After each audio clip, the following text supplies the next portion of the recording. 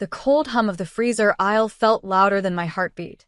I had just turned the corner with a basket full of cereal and canned soup when I saw her, Aunt Valerie. She smiled at first, that polite family smile we all practiced for holidays. "Hey, sweetie," she said. "How are you?" I grinned back, relieved to see a familiar face. "I'm good. So, when's the family trip happening? Mom mentioned it months ago." The color drained from her face. "Wait, you don't know?" I blinked. "Know what?" She hesitated, fingers tightening around her cart handle. "We went last month, honey. Everyone did." The words landed like a slap. Last month. Everyone. I froze in the middle of the aisle, the hum of refrigerators buzzing in my ears. "Everyone," I repeated. "Who's everyone?" "Your mom, your cousins, even your brother. We all thought you couldn't make it." My throat tightened. Couldn't make it? "Aunt Valerie, I paid for that trip. I sent Mom $4,500 for the villa deposit." Her eyes widened. Genuine confusion. "Sweetheart, your mom paid for everything herself. She never said you helped." I just stood there, staring at her, my cart forgotten. My fingers were already moving before I realized it, pulling out my phone, scrolling through old messages. There it was. "Mom, send me the $4,500 by Friday. We'll book together. Love you." My chest burned. "Aunt Valerie," I whispered, voice trembling. "Where exactly did you go?" She hesitated.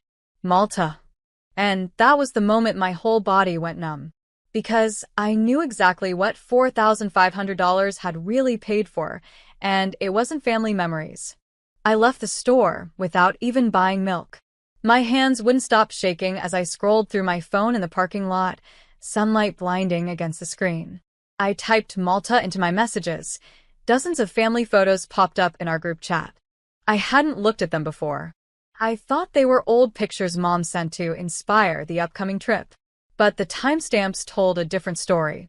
2 weeks ago, there was my brother lounging on a beach chair, my cousins on a yacht, Mom posing beside a dinner buffet, the one I had saved money for after skipping rent payments to help her book early.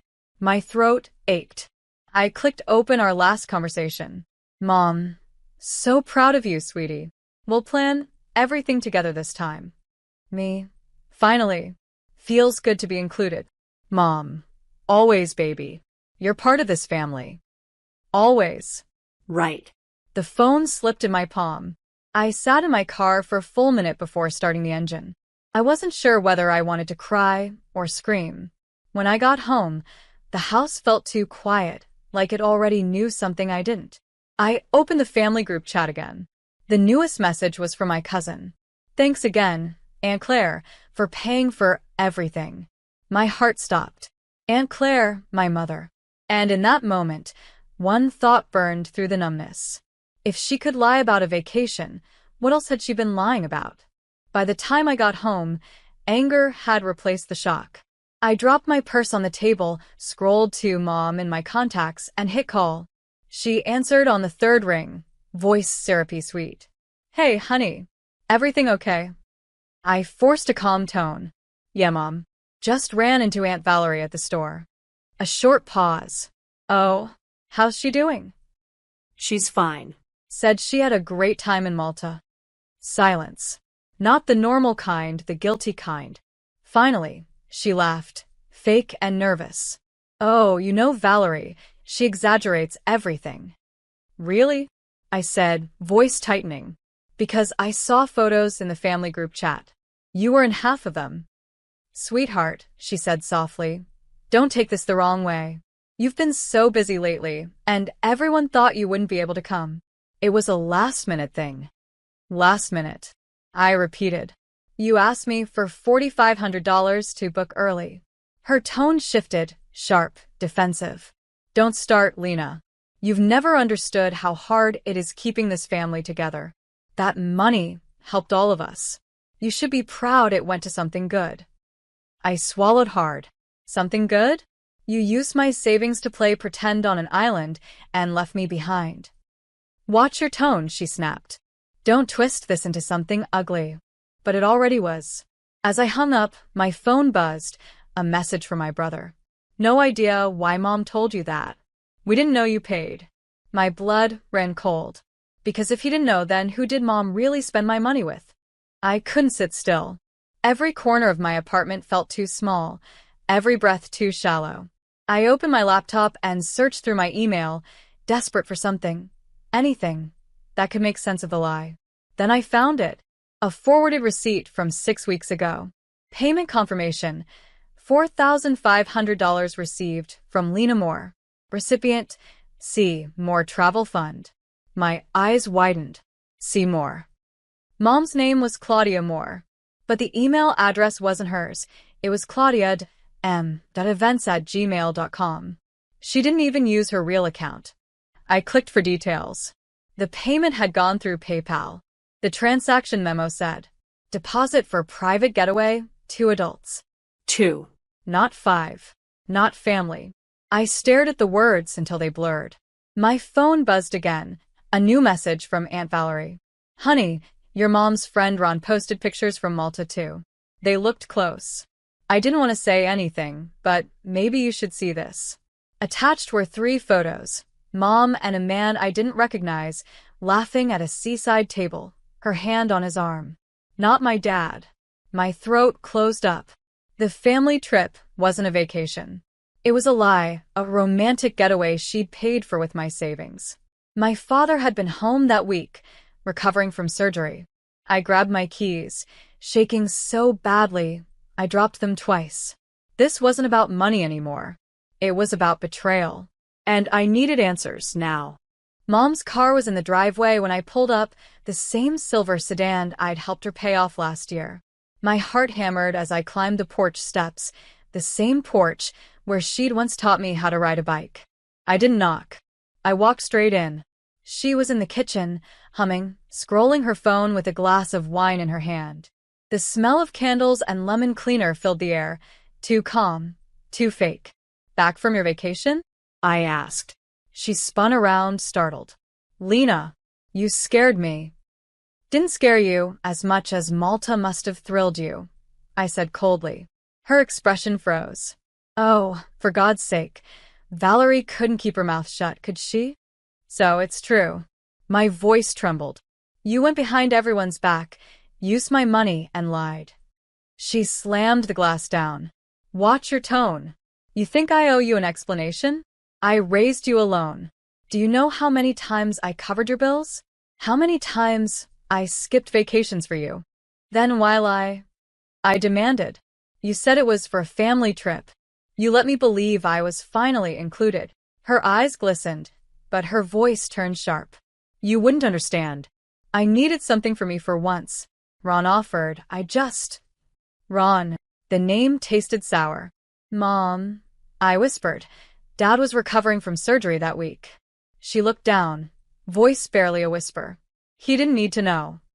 The silence that followed was worse than yelling. Because now, it wasn't just betrayal. It was cruelty. And I didn't know who my mother really was anymore. I stood there, stunned, staring at the woman who'd once been my entire world. She wouldn't even meet my eyes. Mom, I said, my voice shaking. Dad's been calling you every day, thinking you're visiting Grandma. You let him sit here, sick, wondering why you wouldn't answer. How could you? Her hands trembled as she grabbed a paper towel, pretending to clean the counter. You think marriage is easy, Lena? After 30 years of disappointment and silence? I needed to breathe. By stealing from me? She flinched. Don't be dramatic. I was going to pay you back. Then why make up a family trip? She finally looked up, eyes flashing. Because you wouldn't have given it otherwise. You're so self-righteous, always judging me, acting like you're better. I took a step back. No, Mom. I just wanted a mother who told the truth. Her voice broke. I'm human, Lena. I made one mistake. One. I whispered. You lied, cheated, stole, and watched me believe you cared. The air between us went still, heavy, electric. Then her phone buzzed. She lunged for it, but I was faster. The screen lit up with a text. Ron, flight was worth every cent, miss you already. Airplane, red heart. My chest clenched. You didn't even try to hide it. Her face crumpled. Please, don't tell your father. I stared at her, the woman who'd raised me, and felt something inside me snap. I won't, I said quietly, because from now on, you don't get to use my silence as protection. I drove home without remembering half the turns, the world outside blurring past in streaks of streetlights and rain. By the time I parked, my hands were stiff from gripping the wheel. I just sat there, staring at the dashboard, letting the weight of everything crush me. The betrayal wasn't just about money, it was years of quiet manipulation snapping all at once.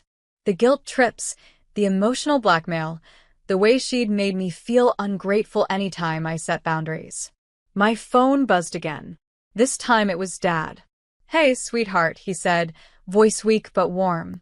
Your mom's been out of town, right? She said you were helping her plan something? My stomach twisted. Yeah, I said softly. Something like that. He chuckled. I'm glad. She's been distant lately. Thought maybe she just needed a change of scenery. Yeah, I whispered again, blinking back tears. She did.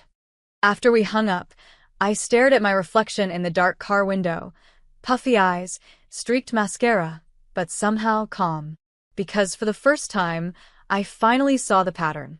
Mom's sacrifices had always come with strings. Every act of kindness had been a tool to control me. But she couldn't anymore. I opened my notes app and typed one sentence. Next paycheck. Cancel joint account access. Then another. Dad deserves the truth. The fear that had ruled my life for years started to dissolve, one decision at a time. And for the first time in a long time, I didn't feel small. I felt free. The next morning, sunlight poured through my blinds like nothing had happened. But something inside me had shifted, quietly, permanently. I drove to Dad's house after breakfast. He was in his recliner, smiling when he saw me, the oxygen machine humming softly beside him. Morning, kiddo, he said. Did your mom make it home yet?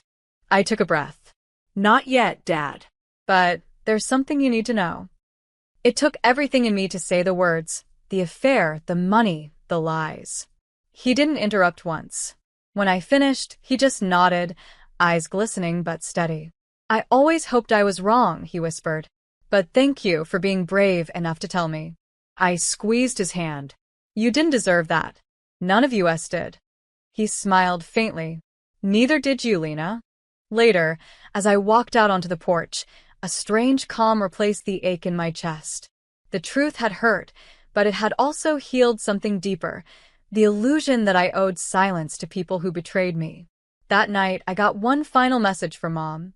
I hope one day you'll understand.